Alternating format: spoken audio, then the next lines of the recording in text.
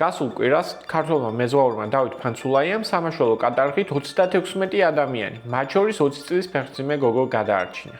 ეს ადამიანები სამხრეთ სუდანიდან ევროპაში შესვლას ცდილობდნენ, მაგრამ ხმელთაშუა ზღვაში კატარღა გაუჩერდათ და 4 დღე უწყლოდ და უპურად გაატარეს.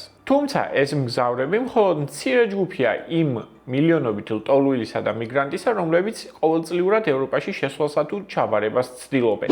ამ შემთხვევის პარალელურად 60,000 მაროკოელი მიგრანტი მიაწყდა იქვე აფრიკის კონტინენტზე მდებარე ესპანური ქალაქი სეუტას საზღვრებს. ბრბო შემოტეხვას ლამობდა კარების ზღვიდანაც და ხმელეთიდანაც.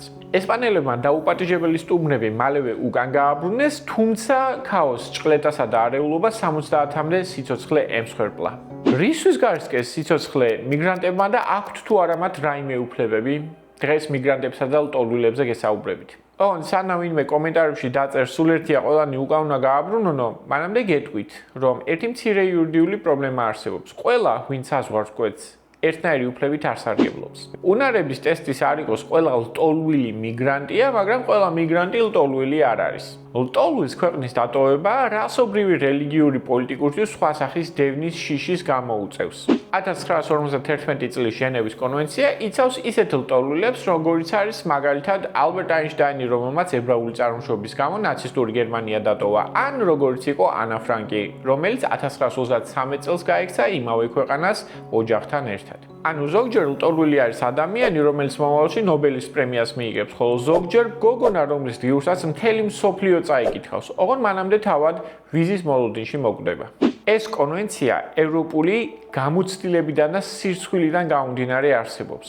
ზოგიერთმა ქვეყანამ, მაგალითად შვეიცარიამ, საკუთარ საზღვრებზე არ შეუშვა და უკან გააბრუნა გერმანიიდან და ავსტრიიდან ლტოლვილი ასობით ათასი ებრაელი, იმის მიუხედავად, რომ მათ იცოდნენ, ან უნდა სცოდნოდათ, რომ უკან დაბრუნებულებს პატიმრობა ან უარესი ბედი ელოდათ. ამიტომაც მეორე მსოფლიო ომის შემდეგ ლტოლვილებისთვის თავშესაფრის მინიჭებას ევროპაში სერიოზულად ეკიდებიან. მიგრანტი უფრო ფართო ცნებაა და იმ ადამიანებს აერთიანებს, ვინც სახლს სამუშაოს, უკეთესი ცხოვრების ან უკეთესი პირობების საძიებლად ტოვებს. ზანზიბარში დაბადებული ფრედი მერკური ან ავსტრიიდან კალიფორნიაში გადასული არნოლდ შვარცნეგერი სწორედ მიგრანტების მაგალითებს წარმოადგენენ. Hasta la vista, baby. ასევე მიგრანტები არიან ის ბრიტანელი პენსიონერები, ვისაც საკუთარი წვიმიანი ამინდის ნაცვლად საფრანგეთის მზიან პლაჟებზე შეხვდებით ხოლმე. კიდევ ერთი ჯგუფი თავშესაფრის მაძიებლები ისინი არიან, ვინც განაცხადეს, რომ ისინი ლტოლვილები არიან, მაგრამ სახელმწიფოს ჯერ არ გადაუწყვეტია, აკმაყოფილებენ თუ არა ისინი ლტოლვილის სტატუსს. თუ პირის მოთხოვნა დაკმაყოფილდა, ის ლტოლვილის სტატუსს მიიღებს. ხოლო თუ მას უარი ეთქვა, მაშინ შეიძლება მას სხვა სტატუსი შესთავაზონ ან ქვეყნის დატოვება მოსთხოვონ. ამ კატეგორიების გამიჯვნა საჭიროა, რადგან სახელმწიფოს ვალდებულებები ამ ჯგუფების მიმართ განსხვავებულია. ლტოლვილების მთავარი გარანტია non-refoulementია.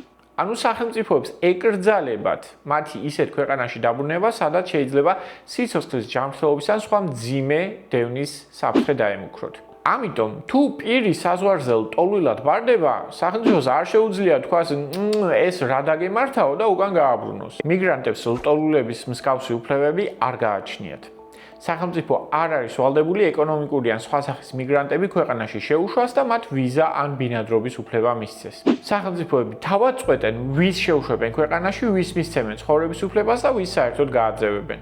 თუმცა ბავშვების, ოჯახებისა და სხვა მოწყვლადი ჯგუფებისათვის სხვადასხვა გარანტიები არსებობს. მაგალითად, სეუტაში შესული 1000-მდე არასრულწლოვანი დღემდე ამ ქალაქში რჩება, რადგან მათი დაუყოვნებლივ უკან დაბრუნება აკრძალულია. ანუ ზოგჯერ სასამართლოებიც ამბობენ, მთავარია ბავშვი იყოს კარგადო.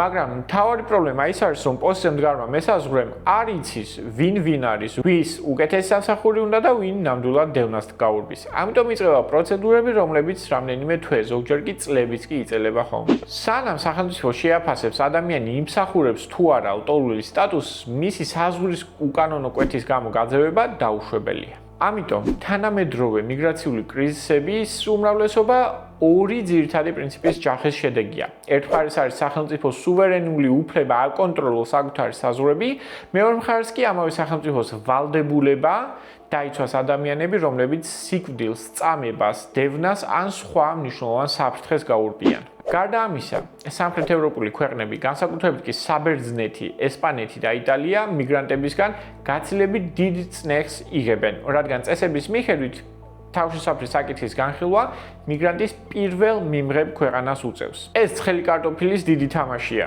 სადაც იტალია, საბერძნეთი და ესპანეთი ამბობენ, ეს მთელი ევროკავშირის პრობლემაა, ხოლო ზოგიერთი ჩრდილო თუ აღმოსავლეთ ევროპული ქვეყანა განზე იხედება. ამასობაში თავშესაფრის სისტემები იტვირთება, პროცედურები კიდევ უფრო იწელება, ჩნდება დროებითი ბანაკები და მიგრანტები, რომლებიც ითხოვენ, გამაგებინეთ, მე აქ ვარ თუ იქო. გამაგებინეთ, გასო. მე აქ ვარ თუ იქ. სადი.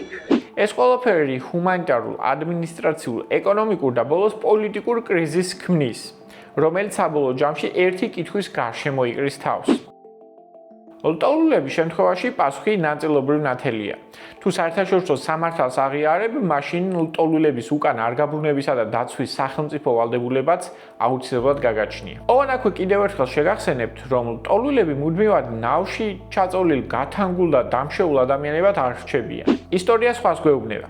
ანა ფრანკი ლტოლვილი ბავშვი იყო, ალბერტ აინშტაინი ლტოლვილი მეცნიერი, მადლენ ოლბრაიტი ლტოლვილი გოგონა, რომელიც მოგვიანებით ამერიკის სახელმწიფო მდივანი გახდა. სხვა სიტყვებით რომ ვთქვათ, როცა ადამიანი საზღვარზე დგას, ჯერ არავინ იცის, მას მომავალში ისტორიის წიგნში შესვლა უწერია ნობელის ლაურეატობა თუ უბრალოდ წყნარი და მშვიდი ცხოვრების ქონა. სირთულეები იქ იწყება, როდესაც ეკონომიკურ მიგრანტებზე მიდგება საქმე. ამაზე პასუხს სამართალში ვეღარ შევხვდებით. ეს პოლიტიკის საკითხია. რამდენი ადამიანი შეუძლია მიიღოს ქვეყანა? რა რესურსები აქვს მას? როგორ უნდა მოხდეს მათი ინტეგრაცია? სად გადის ზღვარი ჰუმანიტარულ პასუხისმგებლობასა და სახელმწიფოს შესაძლებლობებს შორის? ოქროს შუალედის მოძებნა ურთულესია. სწორედ ამიტომ იქცა მიგრაციის საკითხი თანამედროვე ევროპის ერთ-ერთ მთავარ და ყველაზე მწვავე პრობლემად. ეს აღარ არის კითხვა, ვინ გადაკვეთა საზღვარი. ეს არის კითხვა, როგორ დააბალანსო 4 რამ ერთდროულად: ადამიანის უფლებები, უსაფრთხოება, ეკონომიკა და საზოგადოებრივი ნდობა. და თუ ვინმე გეტყვით, რომ ამ კითხვებზე მას მარტივი პასუხი გააჩნია, დიდი შანსია, რომ მას არასოდეს გადაეშალოს საერთაშორისო სამართლის ან ეკონომიკის წიგნი. ან კიდევ უფრო დიდი შანსია, რომ ის უბრალოდ წინასაარჩევნო კამპანიაში იყოს.